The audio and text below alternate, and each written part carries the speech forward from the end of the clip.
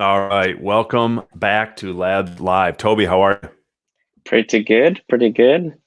This week I see went you. by pretty fast. What was that now? This week seems like it went by pretty fast. I can't believe it's Thursday already. Yeah. I've got kids at home. I don't necessarily agree with that. But that's lovely. I do see you have a lovely music studio going on, and I'm still concerned why you are not playing us in or out of any of these shows. It would be really nice. By request only. Ah, okay. So welcome back to Labs Live. We have not been producing this show for I think it's been a couple months now. I Yeah. think we had this show in particular, the Women in Tech show, ready to go for quite some time, and we held off for a while. We wanted to understand what was going on in the world around us, specifically with COVID, and when it would be the right time to do this show. We also held off a little bit because we were figuring out the technology. Thankfully, we kind of have that down. We've done some live streams since, and we're ready to go with this show. So it's exciting. Let me give you kind of a flavor of what the show will be. But first, make sure that you go to all of our social channels, like us on the social channels. Actually, more follow us. Like the content if you actually enjoy it. But follow us on LinkedIn. Make sure you follow us so you get the notifications when we do go live. Same thing with YouTube. And then we also put out content on Instagram, Twitter. Toby, sometimes you're on our Instagram, right? I don't know if we do on the Facebook. gram. No, I don't have the Facebook. gram? No, just You don't have Instagram, Facebook? Twitter, LinkedIn, and that's it. I don't have Facebook either, if I'm being honest. But that said, all right. So, Toby, since you and I are not necessarily in this show, we are only in the intro, kind of. I'm going to put you to backstage. That's what this little tool puts you to backstage. I go hang out. I am going to turn the reins over as well for a very special episode. I'm going to turn it over to Erika and Chrissy. They're going to take it from there. I'm going to be behind backstage as well. And we'll probably pop in at some point in time, maybe when Erika tells me I should, and or if we get some good questions on either YouTube or LinkedIn, we'll pop in and I can ask those to Erika and Chrissy. So, Toby, I will talk to you later. See ya. Erika, Chrissy, welcome. Hello, thank you. And I believe, Erika, I'm handing the reins over to you, right? That's me. All right, I will be backstage. Have fun. Thanks a lot, Dan. All right, Chrissy, do we want to start by introducing ourselves? Let's do it. All right, you go first. All right. Pass the baton. I am Chrissy. I work as a delivery lead at Detroit Labs. I've been there for a little over a year now. What about you, Erika? I'm Erika Languirand. I'm the Director of People Development at Detroit Labs, and I've been at Labs for going on 7 years at this point. So hanging out for a while now. So happy belated Women's History Month. Yes. And everybody else. Yes. As Dan mentioned, this episode was rescheduled while we as a company have focused on our team members' well-being and the health of our business through the first few weeks of the COVID-19 pandemic. Chrissy and I continue to prioritize supporting our teams on a daily basis right now as we all navigate this challenging new world together. But we're so happy to be here today to talk about women in tech. Yes. So I'll be honest, when the idea for this episode came up, I thought, well, what's left to say? And for me, it's because I talked a whole lot about women in tech at the beginning of my career in technology, which is now almost a decade ago. And then without really thinking about it, I kind of stopped. And I think that's because it was focused on different things. I've spent a lot of time on the work of bringing women into this field and supporting and coaching them as they've grown their careers. And I've also dedicated a lot of time and energy to learning from others, especially these last few years, and building a broader understanding of diversity and equity and inclusion in the tech industry. But in talking with you, as we got started working on this episode of Labs Live, I actually got really excited to revisit this topic again with the benefit of that experience and perspective, and of course, to learn about your stories and your experience and perspective. So, and the research that we did preparing for this episode reminded me, of course, that we as an industry still have a very long way to go. Yes. So with that in mind, Chrissy, do you want to share some of the stats on women in tech in the industry today that we found in our research? Sure thing. So a lot of the research that we found says that there are more women in tech, but it's not complete parity there yet.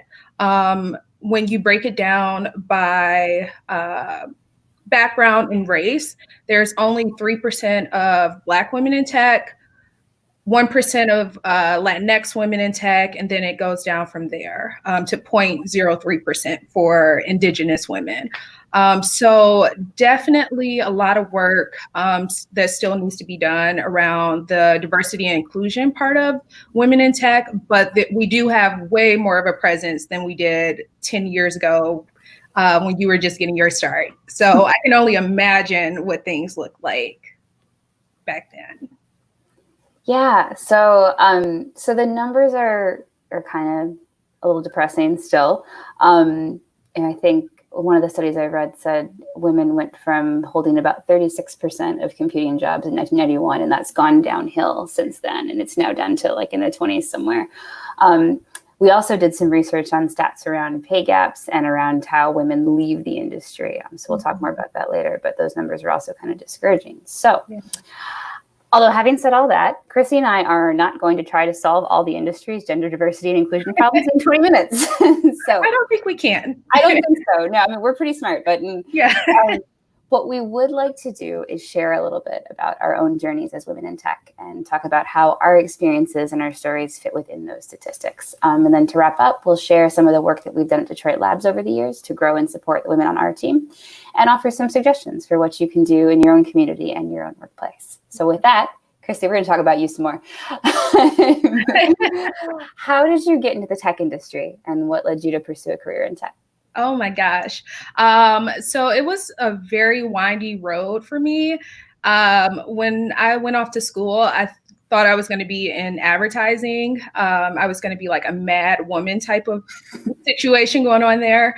And then I kind of ended up working in automotive.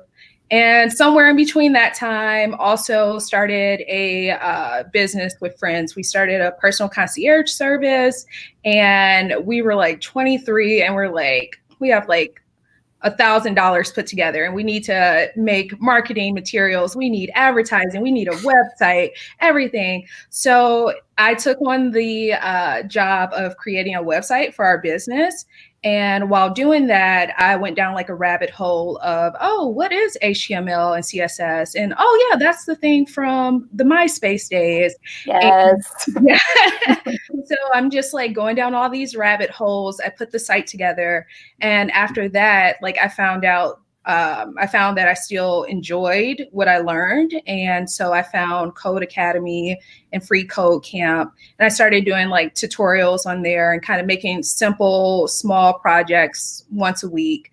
And shortly after that, I heard about Grand Circus, and I wasn't sure if I was ready at that point, but I kind of kept my ear to the street to see what was going on with that.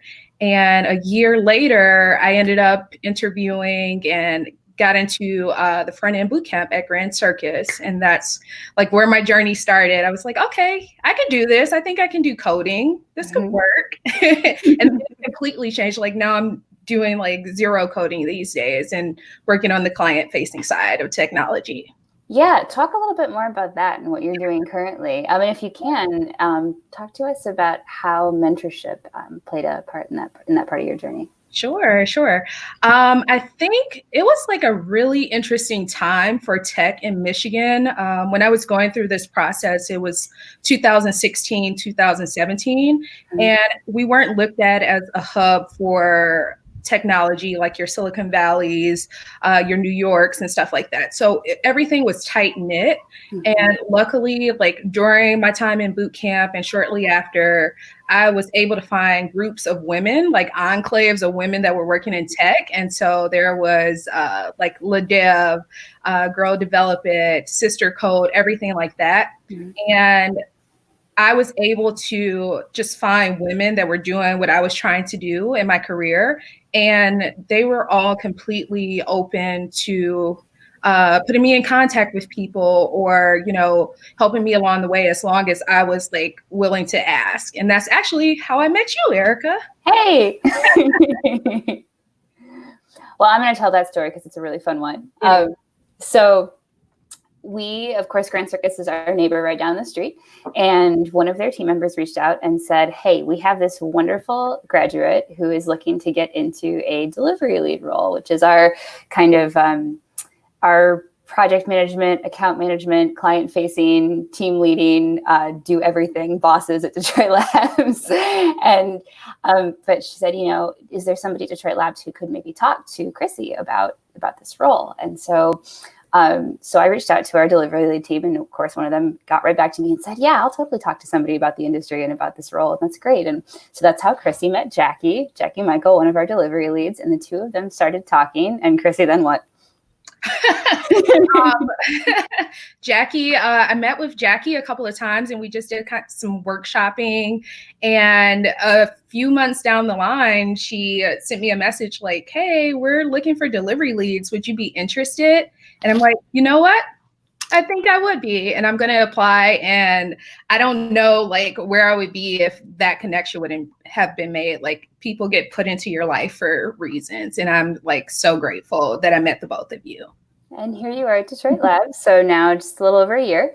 Yeah. So now that you're in the industry, what's it like? What sort of challenges do you experience both externally and then also internally? Yeah. Ooh, so now I've been in the field for about 3 years now, and I will say that it's not what I expected at all. Like, what you see on TV is very like bro-y, and like foosball tables and beer taps and all kinds of things like that. Like, we have fun, but that is not like the center of our company at all, or any of the like tech companies that I've like had the pleasure to work for. And so I was like really surprised to see that, and that there is space to be myself at work. Like, I don't feel like I need to kind of assimilate into like maleness per se. So that was cool. The one thing, like, I just want to see like more women in like development roles and more of the like specific roles. A lot of the time you see women, they're in tech, but they kind of get put into the categories of kind of doing like the work to make things happen, not building the things per se. So definitely there's still, like I said, there's still a gap for women of color there, and non-binary folk. So definitely would like to see more of that in like the next 2 to 5 years. Preferably less time. Yeah, that's really interesting. Because if you look at the numbers of women in tech, I think it's about 30% across big tech companies and smaller ones. But then when you actually look at the number of women in specific like project management, in software engineering, in those roles that are actually related to software delivery, it's down even further. Like, it's anywhere from 10 to 20%. So it's even smaller in this cases. Yeah. So it's important to me that we talk about intersectionality and acknowledge that being a woman in tech is not a monolithic experience. Much like being a woman in the world, it looks very different depending on your other identities. You touched on this a little bit when you shared the statistics for women of color versus white women holding tech roles. And for me, like, one of the biggest aspects of growth in my own journey over the years has been the recognition that while there's ways in which I'm uniquely challenged as a woman in the industry, there are other ways in which I am uniquely privileged as a white woman in the industry. So we talked about being a woman in tech. As a Black woman in tech, how is your experience different? And what does the world look like for you? And what kind of stories do you carry around with yourself? I think for myself, there's just been the experience of often being the only one in the room. Like, there's like more, I would say, Black male developers that I've seen since I've been in the industry. And then, you know, I'm starting a new job and I'm the first one there, and they're like, wow. Yeah, that's the main thing. And then just kind of struggling with the imposter syndrome and like making it clear to myself, like, I'm supposed to be here. I did the work. Like I went through all of this stuff. Like, I'm meant to be here. And just having that self-talk with myself as often as possible when like the going gets tough. Yeah, I think that was one of the hardest things when I got into the industry was there were almost never any other women in the room, and there were definitely almost never any other people in the room who were new to the industry. And I was both of those things. So I just felt like I stuck out like a sore thumb all of the time. Yeah.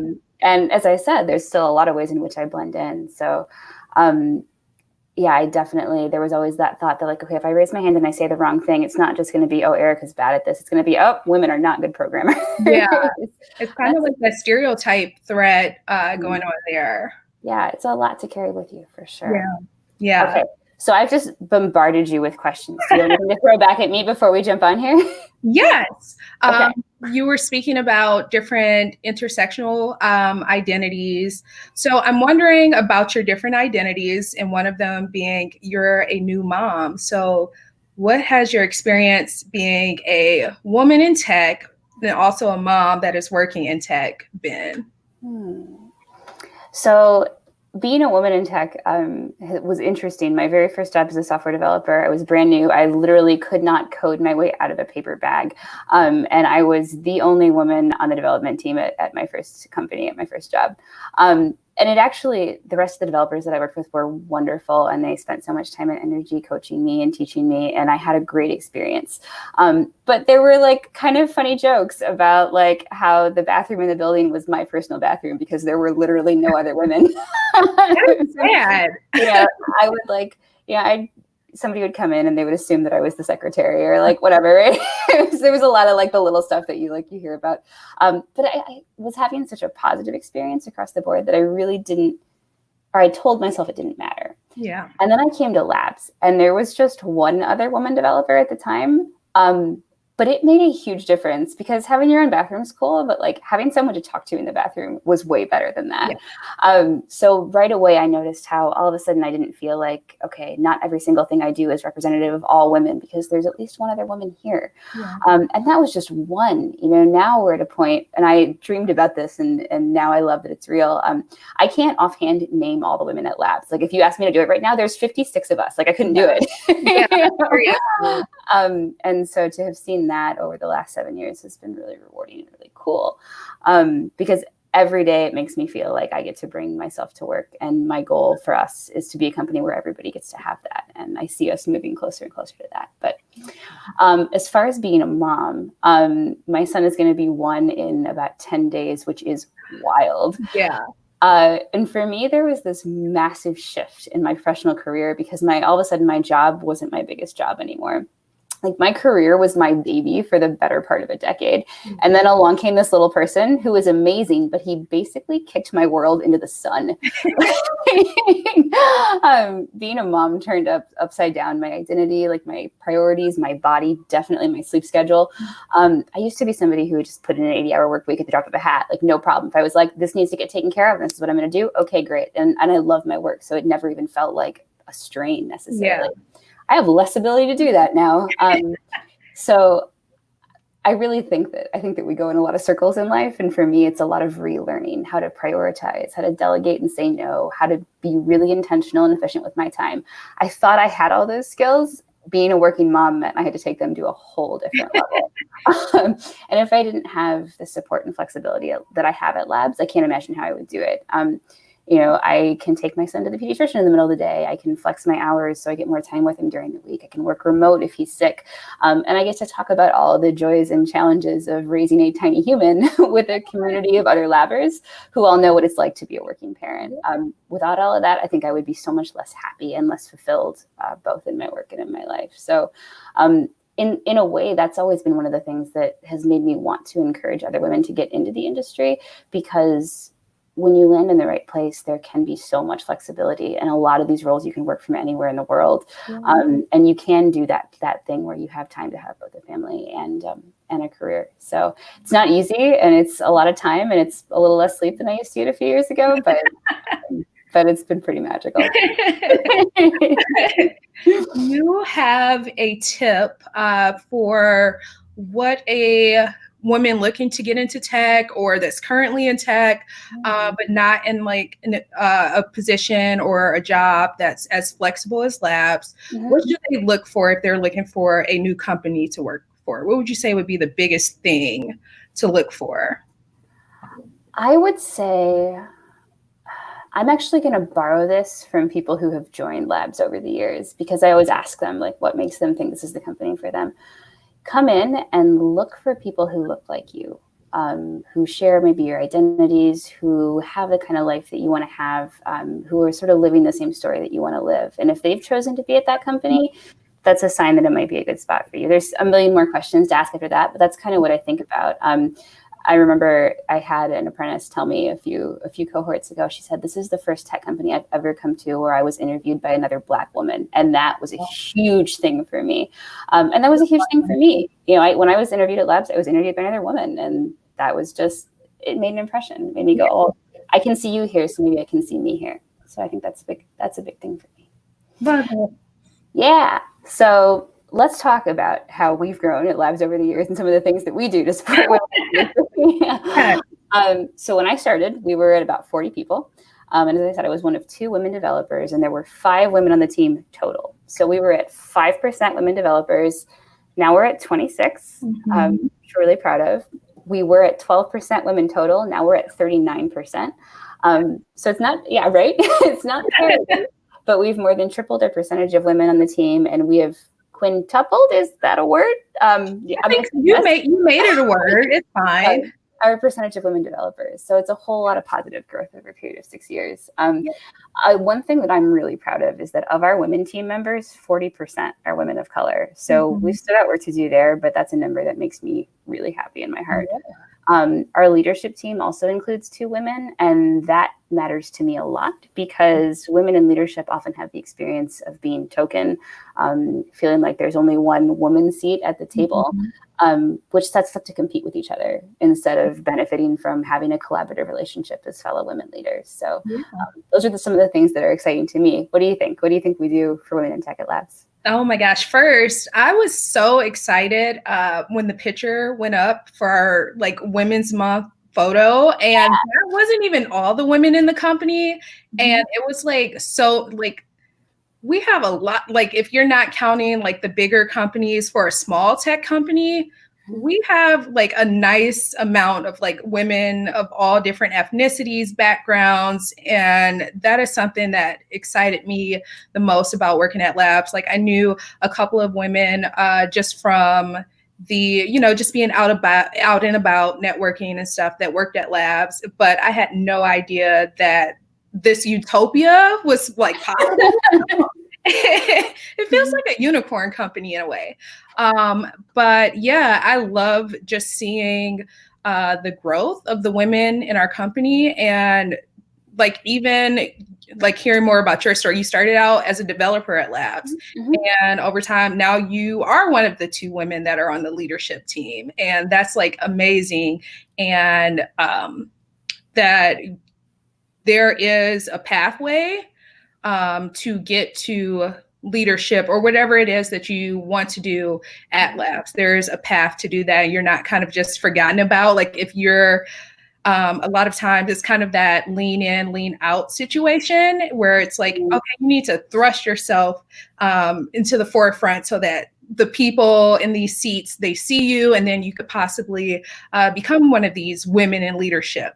But we kind of have it where anyone, like these opportunities are open for anyone at the company if you put forth the work. Like people are invested in you. You have mentors, you have guides. Our team of people development team is very hands-on. So I think it's good for I love it. Yeah. You mentioned the lean in thing. And I remember like I read lean in at a very different point in my career. And I was like, yeah, I just got to work harder. Yes. Learned a lot since then. So I think that's some other advice for women who are looking to get into the industry, looking to go to a new company.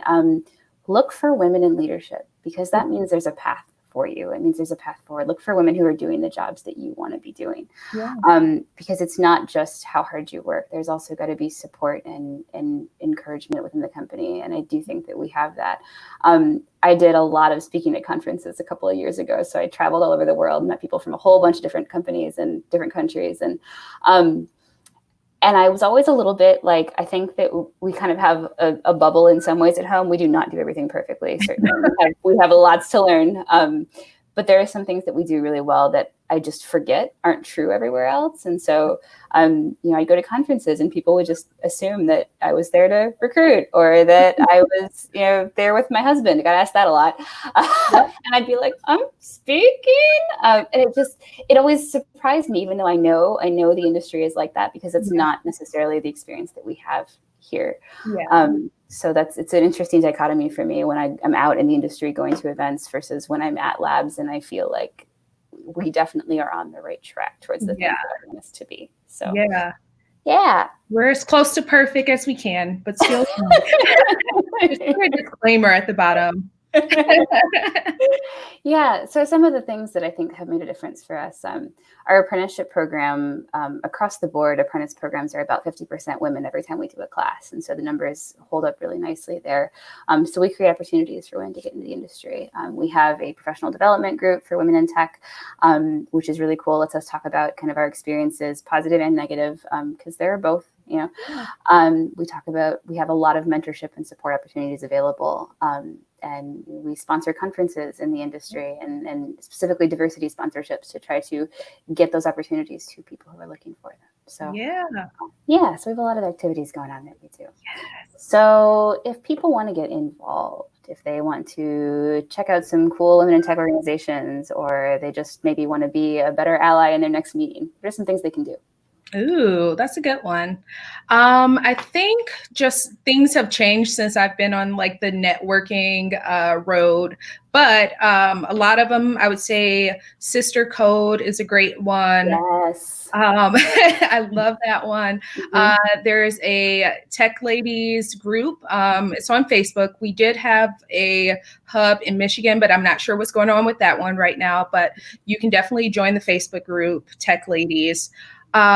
There's, if you want to kind of learn how to code, if you want to take this into a career or you just want to learn a new skill, there's things like coding with Classy, which is kind of geared towards like the younger demographic, but we want to get girls back into STEM and have them. We want to get our percentages up in the next 10 years. So that's a good start. There's just the like Code Academy, free code camp, things like that. But you can also just kind of seek out this information by looking into Facebook groups, just a Google search. Twitter is like great. The Women in Tech hashtag is always like very resourceful. There's like several YouTube channels just to see if this is something you would be interested in, or if you're already there, like new things, new companies, new people, just meeting more women in tech. That's always awesome. So those are my recommendations. All right. Okay. Well, we're going to be wrapping up here in a minute. So my last question for you is, what's your favorite thing about being a woman in the tech industry? Ooh, my favorite thing. I would say that it's kind of like still for women, it's still like the wild, wild west. So there's no like path carved out for you. Like this is kind of like, this is what you have to do. And there's still room to create opportunities for yourself and pretty much do what you want to do. Like if there's something that you're interested in, you can go after it. If the opportunity isn't available, you can make the opportunity for yourself, and find other women that would like want to help you in this goal that you have. And it's a great community. So yeah, that's my favorite part. Well, my favorite part is literally this conversation that we're having it's because like it went from here's an email to here's meet this random person to like this person's amazing to now this person works with me to now we're sitting here having this conversation. Yes. And I've gotten to have so many of those connections over the years. I think there's something really special about women in the industry connecting and supporting each other for the growth of everybody's career. So yeah, I really love being in that position now, like being able to kind of help pull the next woman up is like, that's where I get my like joy from. I love seeing like the people that I talk with or give some advice to, just seeing where they go in the next 6 months to a year and seeing them do it for someone else. Like that's awesome and amazing. That's great. All right, Dan. Erika, Chrissy, how are you? Hi. That was good timing to jump in. That was perfect. Right? I was about to summon you. I'm going to bring Toby back in too here. I do have one question as we wrap it up here.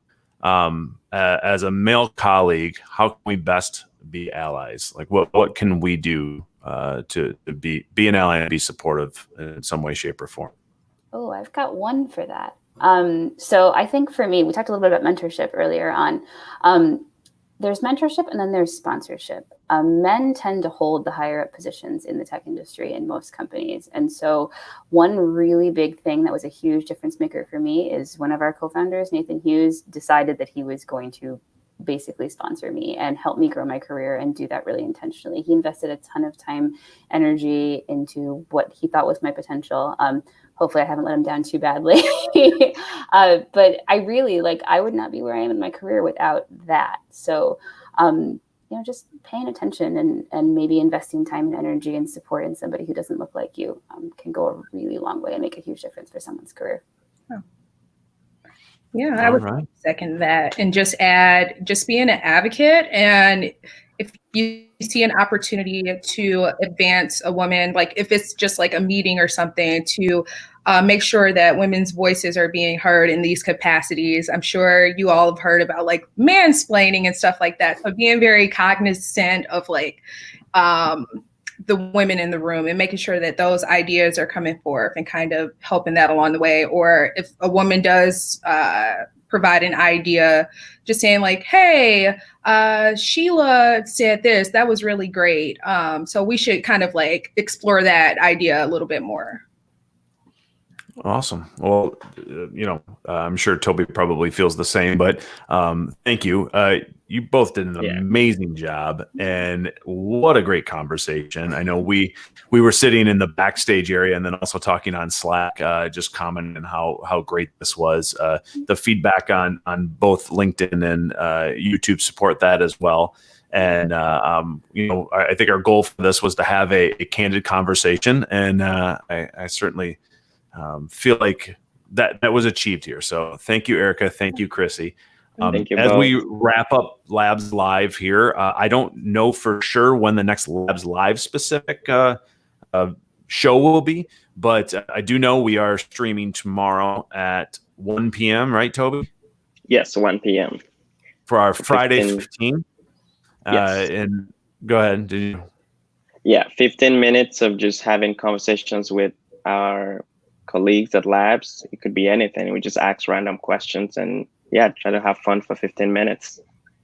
It's good. Yeah, we just share a link to our main Slack channel. Whoever wants to join can join. And last time I think we asked questions about favorite TV shows, favorite toys growing up,